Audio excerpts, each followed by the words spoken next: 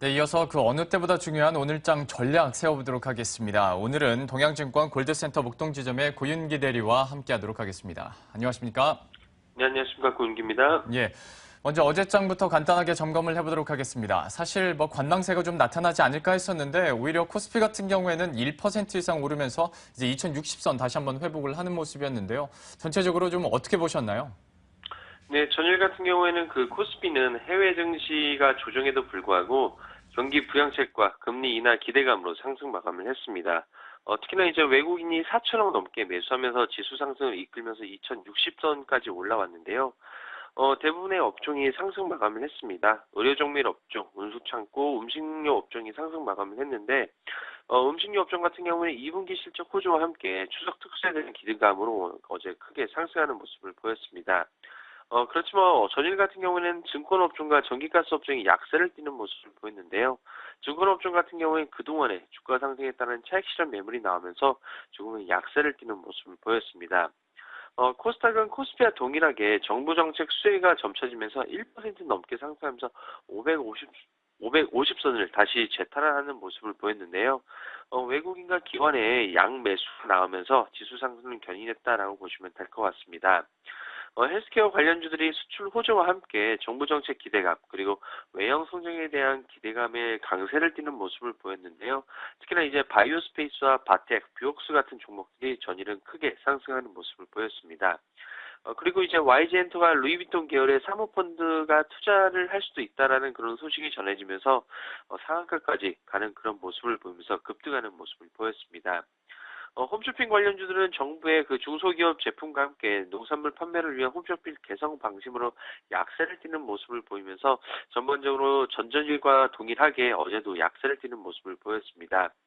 전반적으로 초이노믹스라고 불리는 경기 부양책의 기대가 크게 부풀었던 하루라고 보시면 될 것 같습니다. 이렇게 해서 어제장 정리를 해봤는데요. 오늘은 또 이벤트 데이란 말이죠. 어떤 전략이 필요할까요?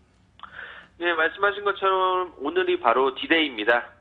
금융통화위원회와 그리고 이제 선물 옵션 만기까지 같이 있는 상황인데요.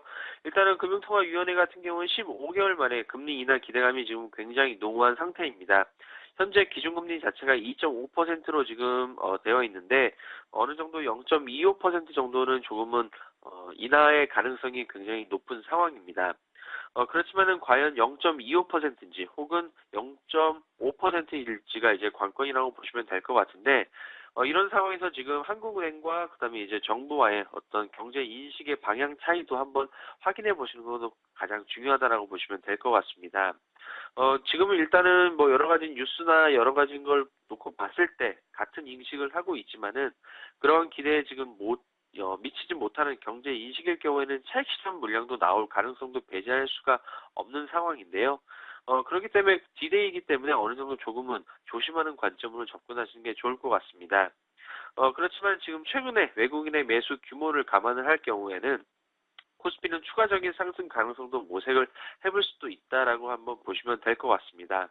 금일 같은 경우에 오후 3시에 독일의 GDP가 발표될 예정이고요. 그리고 저녁 6시에 유럽 소비자 물가지수도 나올 예정이기 때문에 한 번 더 체크해 보시면 좋을 것 같습니다. 역시 차익 실현 매물이 출회될 수 있다는 가능성도 염두에 두셔야 될 것 같고요. 그렇다면 이제 마지막으로 관심 종목 저희들한테 소개를 해주시죠. 네, 금일 같은 경우에 어느 정도 조금 실적이 되는 종목 쪽으로 한번 말씀을 드리도록 하겠는데요. 먼저 아프리카 TV 말씀드리도록 하겠습니다. 아프리카 TV가 최근에 공시를 보시게 되면 테일즈 런이라는 그 게임 관련된 사업을 양도 계약을 체결을 했습니다. 약 30억 정도 되는 규모인데요. 일시적인 매출 부진은 나올 수도 있지만 본업인 SMS 미디어 플랫폼 역량에 집중할 가능성이 매우 높습니다. 실적을 놓고 보게 되면은 올해 실적은 반기 매출이 전년 동기 대비해서 25% 증가, 영업이익은 50% 가까이 증가를 했기 때문에 이러한 SNS 미디어 플랫폼 사업에 대한 고성장 사업으로서의 어떤 역량을 한번 확인을 했다라고 보시면 될 것 같습니다.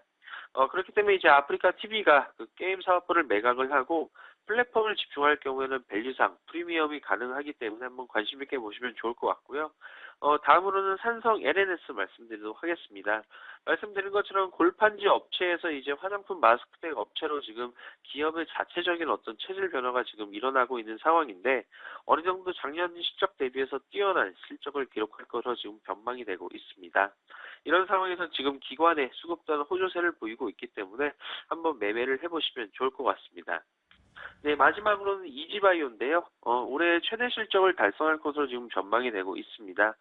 구제역 여파로 지금 잠시 주춤하고 있지만은 그 돼지고기 가격이 예년 대비해서 지금 강세를 시현하고 있는 모습이고, 그리고 이제 최대 매출을 자랑하고 있는 사료 부분 또한 곡물 가격 하락 가격대 원화 강세 여파로 수익성이 지금 개선되고 있는 상황입니다. 그리고 이제 주춤하고 있는 닭고기 부분 또한 회복 전망이 가능하기 때문에 반등은 충분하다라고 보시면 될 것 같습니다. 네, 이렇게 해서 관심 종목까지 함께 확인해 봤습니다. 지금까지 동양증권의 고윤기 대리와 함께했습니다. 고맙습니다. 네, 감사합니다.